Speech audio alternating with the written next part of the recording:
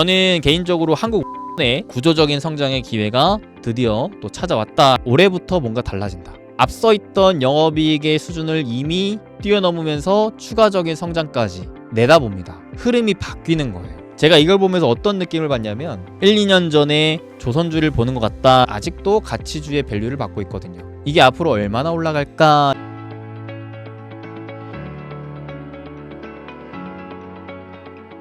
자, 행부 반갑습니다. 자, 매주 수요일 오후 8시 진행하는 매수 라이브 시간 통해서 제가 한 주간 나온 주요 산업 리포트 중에 여러분들께 꼭 소개시켜드리고 싶은 리포트를 하나를 픽해서 최대한 쉽고 재밌게 같이 공부하는 시간, 리포트와 쉽게라는 표현의 이지를 합한 리포티지 시간이 이렇게 또 돌아왔습니다. 참고로 돌아온 리포티지는 한 달 정도는 계속 영상을 통해서도 무료로 공유하겠지만 나중에는 라이브는 무료로 하겠지만 영상은 편집해서 멤버십 분들께 따로 제공해 드리게 될 것 같아요. 그래서 지금 이렇게 무료로 편하게 들으실 수 있을 때 열심히 잘 듣고 공부해 보시면 좋을 것 같습니다. 그러면 제가 오늘 준비한 리포트는 KB증권에서 발간해준 뉴클리어 어벤져스의 탄생이라는 리포트입니다. 앞선 수업 시간을 통해 또 그 전에 제가 새로운 1순위 주도주로 원전을 편입하며 같이 공부했던 것처럼 지금 시장에서는 원전이 굉장히 중요합니다. 꽃샘추위 하락이 지나간 이후에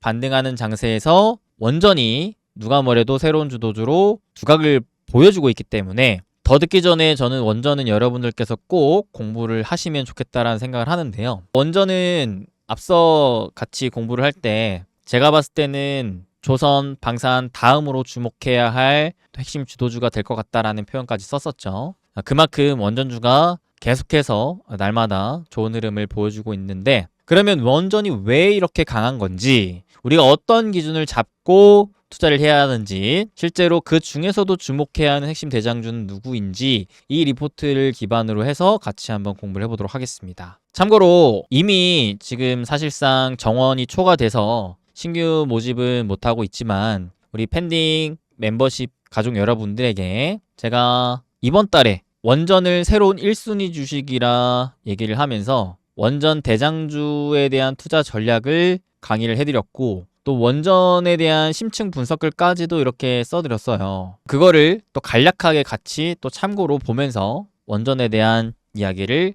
해보도록 하겠습니다. 우선은 준비한 리포트 먼저 보시죠. 원전 르네상스 속에서 한국 기업들에게도 새로운 기회가 열릴 가능성이 높아지고 있다 합니다. 다시 원전 시대가 도래한다고 하면서 한국이 최고 수혜국이 될 것이라며 미국의 블룸버그가 평가했거든요. 왜 그런가 보니까 지구온난화로 기후변화가 극심해지고 있어서 각국에서 화석연료 발전을 제한하고 있는 가운데 막대한 전기가 필요한 AI 시대가 도래함에 따라 원전 수요가 급증하고 있다고 합니다. 이 같은 상황에서 한국이 가장 큰 수혜국이 될 것이라고 전망을 한다고 해요. 한국은 러시아, 중국과 함께 세계에서 가장 발전된 원전 기술을 갖고 있고 수십 년 동안 화석연료에서 벗어나야 한다는 목표로 자체 원전 기술을 개발해왔기 때문이라고 하는데요. 특히 서구 여러 나라가 전체주의 국가인 중국과 러시아의 기술을 채택하는 것을 꺼리고 있는 상황에서 한국은 사실상 유일한 대안이라고 하죠. 그러니 그 미래가 매우 밝다. 이런 말을 블룸버그가 했다 합니다. 그렇게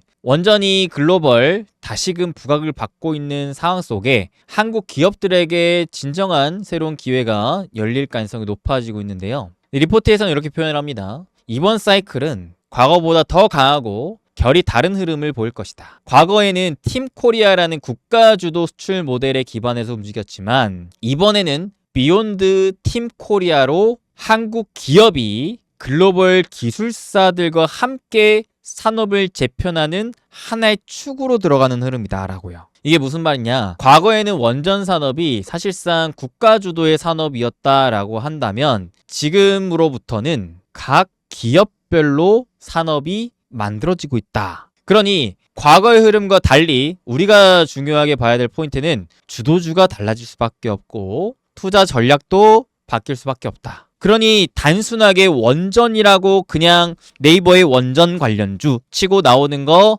중에 안 올라간 거 뭐가 있을까 보면서 잡는 게 그렇게 좋은 투자가 아니다라는 거죠. 안 올라가는 건 안 올라가는 이유가 있다. 조선주, 로봇주만 보더라도 분명히 똑같은 주도주군인데 그 중에서도 올라가는 대장주는 따로 있고 안 올라가는 종목도 따로 있죠. 한 번쯤은 이런 경험 해보셨을 거예요. 나도 조선주를 샀는데, 나도 로봇주를 샀는데 왜 내 건 안 오르지? 그게 수박 걸탈기만 하고 투자했기 때문인 겁니다. 그 알맹이를 볼 줄 알아야 되는데. 그래서 이 리포트를 통해서 그 알맹이가 어떠한지를 같이 공부해 보려고 하는 거예요. 그렇다면 과거에는 어떤 흐름이었느냐? 과거 2008에서 2010년에 원자력 사이클이 나왔을 때는 팀코리아가 메인이었다. 그때는 대장주가 누구였었느냐? BHI 무려 589%, 한정 KPS 400%, 한정기술도 상장한 이후로 10개월 만에 300% 이상 상승한 흐름이 나왔다라고 해요. 즉 당시 원전 사이클의 주도주는 한정기술과 한정 KPS라고 합니다. 아무래도 팀코리아 모델에서 종합 설계와 운영이라는 핵심적인 역할을 수행했기 때문에 이 기업들이 대장격으로 엮이면서 강한 상승 흐름을 보여줬던 거죠.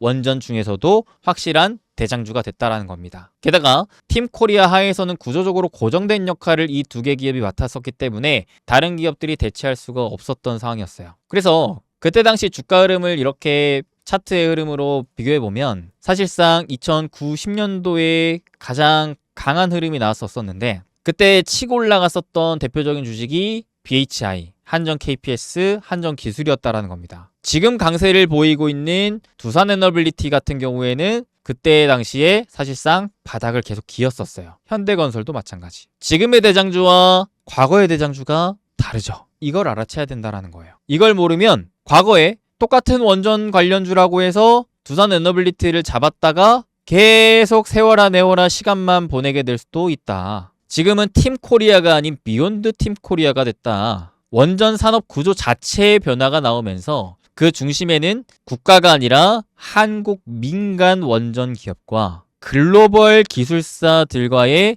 전략적 파트너십이 새로운 요소로 자리매김됐다. 더 이상 한정과 한수원이 전면에서 구조를 짜는 국가 패키지 모델에 국한되는 게 아니라 현대건설, 두산에너빌리티 등의 민간 주체들이 글로벌 기술사들과의 직접 협업을 통해 전면으로 나서는 구조라는 거죠. 그래서 수주기회의 확대를 넘어 역할까지도 확대되고 있는 흐름이라고 합니다. 그러니 완전히 새롭게 결이 달라진 만큼 대장주도 투자 전략도 바뀌어야 된다. 근데 이러한 종목을 단순히 올라가지 않았다라는 이유로 잡을 것이느냐, 내지는 과거의 대장주였기 때문에 이번에도 대장주일 것이다 라고 생각하면서 잡을 거냐, 아니면 세상이 달라졌고 판이 달라졌다, 새로운 주도주를 잡아야겠다라는 마음으로 새로운 주도주를 집중 공부할 것이느냐인 거죠. 지금 강한 건 BHI, 현대건설, 두산에너빌리티 이 세 종목입니다. 그래서 저 또한 이번 달에 원전에 대해서 심층 분석하며 그 결론에서 원전 유망주와 투자 전략을 잡을 때 결국 두산에너빌리티, 그 다음에 현대건설에 주목했거든요. 과거 팀코리아, 그 다음에 이번에 새롭게 진행이 되는 한미협력의 구조에 있어서 가장 교집합이 되는 핵심 두 개 기업이 이 기업들이었기 때문에 이 두 개 기업을 대장주로 픽을 하며 집중 공부를 했던 것이었죠. 그 결과 다른 원전주들이 지지부진했지만 두산에너빌리티와 현대건설은 계속해서 신고가를 뚫으며 올라가고 있는, 이게 바로 주도주군 내에서도 대장주를 내가 알아채고 잡느냐 그렇지 못하느냐, 그 차이가 이렇게 또 발생할 수 있다. 그래서 참 공부라는 게 굉장히 중요한 건데, 그래도 더 늦기 전에 이 원전주의 변화된 흐름을 여러분들과 같이 다시 이렇게 좀 더 집중해서 공부해 보려고 하는 거예요. 사실 작년까지는 크게 각 기업들마다의 주가 흐름의 차이가 별로 두드러지게 나오지 않았거든요. 근데 올해부터는 그 흐름이 분명히 달라지고 있습니다. 가장 치고 올라가는 게 BHI 주가상으로, 워낙에 또 시총도 낮기 때문에 보다 더 탄력을 받고 있죠. 그 다음이 두산에너빌리티, 그 다음에 새롭게 바닥에서부터 빠르게 치고 올라오는 종목이 현대건설입니다. 사실상 주가상의 흐름이 지금 이 세 종목이 탑3로 볼 수가 있겠는데, 첫 번째 그 변화의 흐름을 알기 위해서 역시나 돈의 흐름 그 가운데 제일 중요한 미국의 정책이 어떤 변화를 했길래 대장주가 바뀌었을까. 미국은 대형 원전보다는 SMR에 집중하고 있어요. 그래서 정책 방향을 통해 단순 기술 지원을 넘어 SMR을 실제로 착공하고 배치하려는 움직임을 빠르게 보여주고 있습니다. 즉 SMR 산업이 단순히 먼 미래의 일이 아니라 이미 실체화가 되고 있는 과정 속에서 한국 기업들이 그 기회를 찾아내고 있어요. 그래서 SMR 정책은 과거 오바마 행정부 때부터 이제 본격화됐었는데 트럼프 1기 때 그 흐름을 이어받고 바이든 때 핵심 수단 중 하나로 간주했으며 이번 트럼프 2기 때 이제는 단순한 가능성이 아닌 실행으로 보다 구체화하고 있거든요. 핵심은 즉시 착공이 가능한 프로젝트와 확장이 가능한 구조에 집중했다는 겁니다. 이번 프로그램에 따르면 총 9억 달러 규모로 1티어인 쪽에 최대 8억 달러, 2티어인 쪽에 약 1억 달러가 배정됐대요. 1티어, 2티어를 구분짓고 1티어 쪽에 자금을 확실하게 몰아줬다라는 것이 특징적입니다. 특히나 1티어는 두 팀밖에 없어요. 이게 무슨 말이냐면 원전 중에서도 SMR에 미국이 집중하는데 그 SMR을 단순히 개발로 끝나는 게 아니라 실제로 깔아라, 실행해라, 착공해라. 근데 착공을 할 때 즉시 착공이 가능해야 된다. 우린 지금 AI로 인해서 전력 부족하기 때문에 빨리 착공하는 데 있어서 확실하게 앞서갈 수 있는 1티어인 두 팀에 최대 8억 달러를 몰아줄게.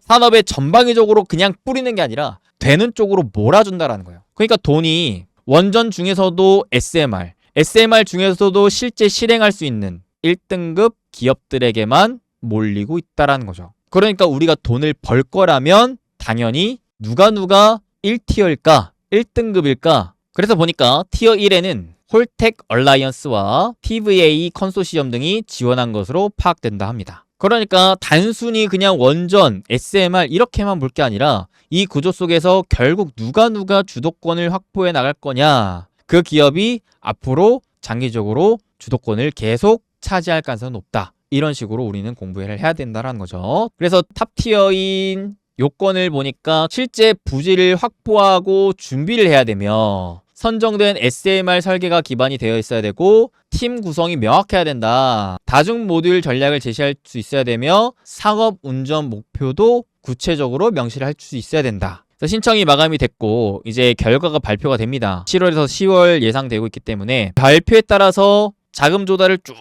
받으면서 치고 나갈 수 있는 기업들이 더 시장에 알려지고 가시화가 되겠죠. 그래서 그 전에 미리미리 이 잠재력과 끼를 보여주는 기업들을 찾아낼 필요가 있다. 유럽 쪽의 경우에도 대형 원전과 SMR을 같이 하는 방향으로 가고 있더라. 우선은 대형 원전 추진이 본격화가 되고 있는데 대형 원전뿐만 아니라 SMR 도입 역시 추진 중이다라고 해요. 특히나 유럽 같은 경우에는 기존에는 탈원전을 했던 국가들이 많았는데 점점 에너지 자립화를 위해서라도 친원전으로 변화하는 국가들이 많이 나오면서 지금 절박하게 안정적인 기저전원을 필요하고 있는 게 바로 유럽입니다. 왜냐하면 러시아 우크라이나 전쟁 이후로 유럽 입장에서는 러시아산 가스에 대한 의존을 줄이고 재생에너지에 대한 가능성을 보완할 수 있는 현실적인 대안이 필요한데 그게 바로 원전이라는 거죠. 그래서 유럽 입장에서는 굉장히 지금 따져야 될 것들이 많아. 빨리 제 시간 안에 기술력을 갖추면서 공정하고 투명하게 안정적으로 건설할 수 있겠느냐, 원전을 사용할 수 있겠느냐 라는 것들이 필요하다라는 거죠. 결국 유럽 원전 시장은 기술 경쟁을 넘어서 수행 능력이 또 중요하게 평가되는 구조로 진입하고 있으며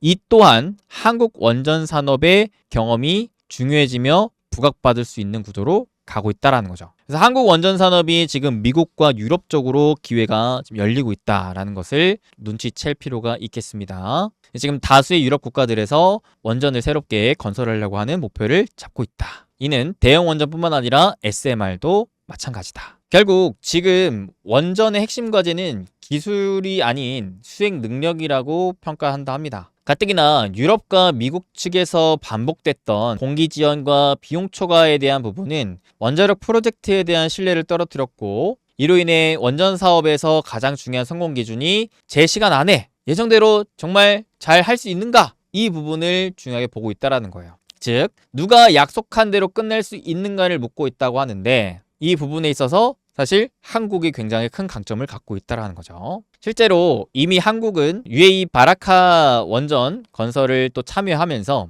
다른 미국, 유럽 국가들과 비교를 해봤을 때에도 예상과 실제 가동 시점의 차이와 비용의 차이가 크지 않았거든요. 또한 이를 시공했던 현대건설, 삼성물산이 주목받고 있고요. 그래서 현대건설의 경우에도 단순히 건설로 올라가는 게 아닙니다. 현대건설은 원전 관련 기대감과 실체로 올라가고 있다라고 볼 수가 있겠어요. 게다가 지금 비용적인 부분도 국가별 원전 건설을 위한 건설 단가를 비교해 봤을 때 한국이 압도적으로 저렴합니다. 이는 영국과 비교를 해봤을 때 굉장히 큰 차이가 있고, 심지어 원전의 신흥 강국인 중국, 러시아와 비교해봐도 단가적으로 우위를 점하고 있어요. 지금 현재 국면이 우리나라 원전의 기회가 온다라고 하면서 제가 주목했던 건 미국, 유럽 등의 서방국과 중국, 러시아와의 구도로 원전 패권이 경쟁이 되고 있고, 그게 양분화되고 있다라는 것에 주목했어요. 사실 미국, 유럽은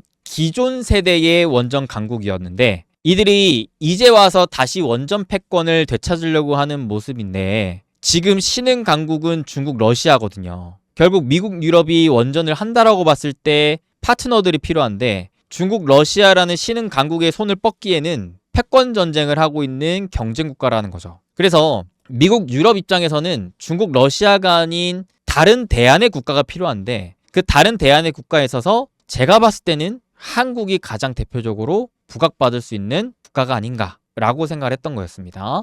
그래서 저는 개인적으로 한국 원전의 구조적인 성장의 기회가 드디어 또 찾아왔다라고 생각을 하고 있어요. 그래서 새롭게 떠오르는 비욘드 팀 코리아로 인해서 수주 기회 증가와 역할의 확대가 되는 것을 주목해 볼 필요가 있겠는데, 이제는 한국 기업들이 단순 하청 기업을 넘어 설계, 조달, 관리 등의 프로젝트 전반에 참여하는 실행 파트너로 격상되고 있고, 이는 산업 구조 자체가 바뀌고 있다는 신호며 수행력에서 출발한 한국의 경쟁력이 곧 사업 주도권으로 연결되고 있는 결정적 전환점이라고 보여진다 합니다. 그래서 글로벌 원전 기술사와 고객들이 한국 기업들의 원전 경험과 조직적 수익 역량을 높이 평가하고 있습니다. 그래서 웨스팅하우스, 뉴스케일, 홀텍, 엑스에너지와 같은 굵직굵직한 원전 기술사들이 한국 기업의 실질적인 협업을 하고 있는데, 과거에는 이 흐름을 정부가 주도했다면 이제는 개별 기업들이 독립적으로 파트너십을 맺고 프로젝트에 진입하는 사례들이 늘고 있어서 여러분들이 우려하시는 정부의 정책적인 방향성에 대한 불확실성 또한 사실상 점점 크게 의미가 없어지는 국면으로 갈 수 있다는 거예요. 지금 조선주가 작년부터 계속해서 시장에서 강한 주도주로 자리매김하고 있는데, 조선주가 이렇게 강한 게 미국의 수장들 만나고 왔다 갔다 하면서 수주 따내고 했기 때문에 이렇게 압도적인 수주를 받고 압도적인 실적과 함께 확실한 주도주로 자기를 매김할 수 있었던 거였거든요. 그러니까 원전도 지금 과거와 달리 정부의 도움 없이도 한국 기업들이 개별적으로 움직이면서 미국의 핵심 기업들과 파트너십을 맺고 프로젝트에 진입하는 사례들이 나오고 있다는 겁니다. 이 자체가 이미 한국의 원전 산업의 지형이 바뀌고 있다는 것이에요. 국가 주도로 뭔가 이렇게 막 뭉치고 하지 않더라도 한국이 필요해지는 구조, 오히려 개별적으로 더 대장 기업 위주로 파트너십을 맺고 커져갈 수 있는 그런 상황이 나오고 있다는 거죠. 사실상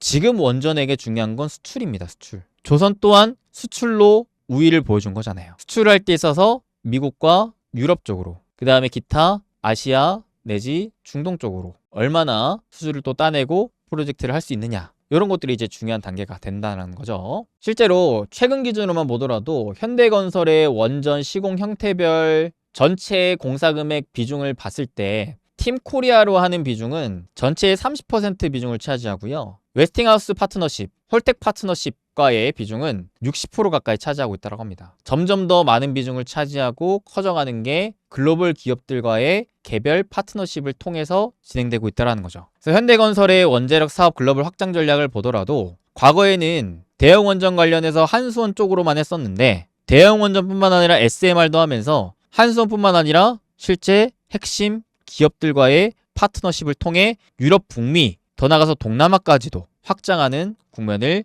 자체적으로 가져가고 있다는 겁니다. 그러니까 현대건설이 자체 원전 파트너십을 통해 북미, 유럽, 동남아 쪽으로의 성장을 통해 이렇게 가파르게 올라가고 있다는 거예요. 근데 현대건설이 이 정도로 올라왔는데 그 밸류가 얼마나 될까요? 월봉 기준으로는 아직도 사실 이 정도밖에 안 돼요. 심지어 12개월 기준 PER 7.7배, PBR 0.65배. 제가 이걸 보면서 어떤 느낌을 받냐면 과거의 조선주 밸류인데 조선주 실적이 안 나올 때 이 박스권에 계속 갇혀있을 때 실적이 나왔다가 적자 됐다가 또 나왔다가 들쭉날쭉할 때 시장에서 이 실적에 대한 신뢰를 못 가질 때 그때는 실적 성장에 대한 밸류를 못 주고 가치주 밸류를 줬단 말이에요. 가치주 밸류. 그래서 그때의 밸류 평가는 PER이 아니라 PBR로 했었어요. PBR로. PBR이 1배, 2배 정도면 비싸다. 3배면 너무 고평가다. 이럴 때. 지금은요. 그 수준을 이미 뛰어넘은 지 오래예요. 실적이 안정적으로 성장하는 국면으로 접어들었으니까. 실적 성장이 확보가 됐고 그게 이미 검증이 끝났잖아요. 추가 수주까지 받아내고 있고. 그러니까 밸류 평가가 달라져요. 가치주 평가가 아니라 성장주 평가를 받으면서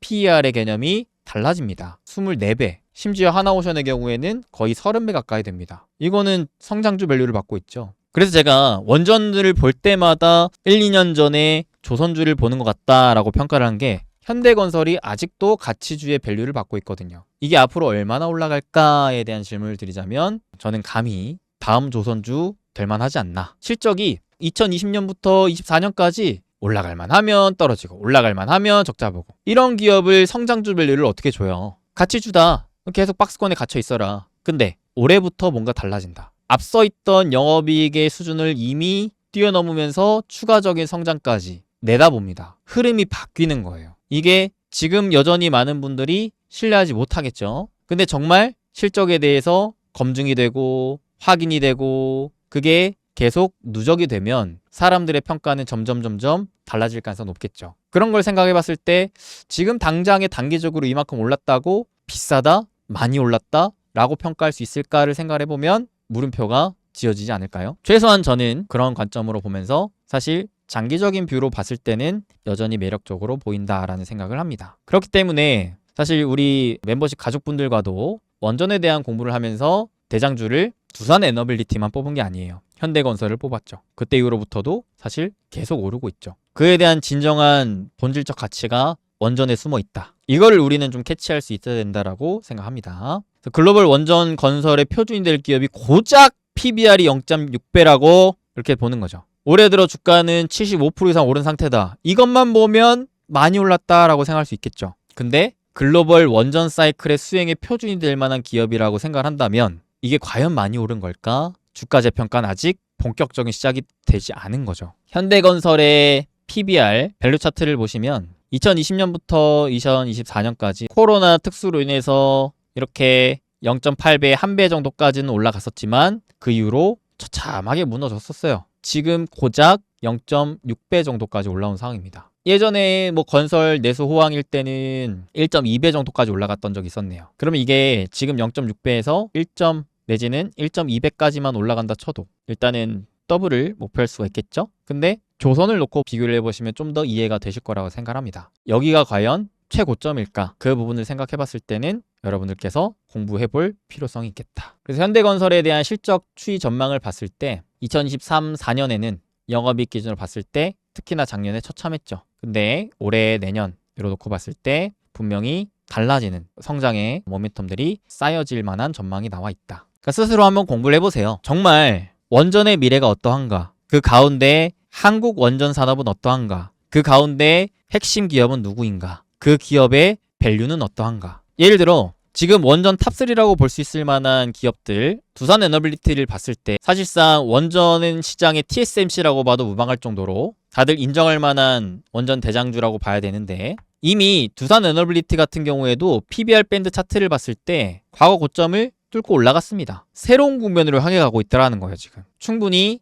이 기업도 성장주에 대한 밸류를 받으면서 PBR은 3배를 초과했고 12개월 기준 PR은 무려 57배 가까워요. 아까 현대건설은 고작 7배 정도 수준인데 두산에너빌리티는 57배? 차원이 다르죠. 이게 지금 성장주의 밸류를 받고 있는 기업과 가치주의 밸류를 받고 있는 기업의 차이예요. 근데 여러분들이 그런 구조적인 변화에 대한 이해를 하시면 조선주에 대한 예시와 비교를 해보면 좀 더 이해가 되실 것 같다 생각합니다. 그러니까 누구나 다 아는 대장주는 이미 밸류가 그만큼 주가가 기대감으로 반영이 되어 있어요. 근데 현대건설을 원전으로 보는 사람이 누가 있을까? 이미 저랑 멤버십 가족분들은 공부해놔서 알고 있지만 공부를 안 해놨다면 단순히 건설주로만 볼 거거든요. 그럼 당연히 가치주라고 판단할 거고 많이 올랐다라고 생각할 수밖에 없어요. BH 같은 경우에도 지금 원전 SMR 생태계 변화에 있어서 구조적 수혜 가능성을 보고 있는데 BHI의 밸류를 또 보시면 PBR이 10배, PER이 33배예요. 물론 두산 에너빌리티보다는 PER이 좀 상대적으로 낮긴 하죠. 참고로 조선 같은 경우에는 삼성중공업도 PER이 12개월 기준 20배가 넘고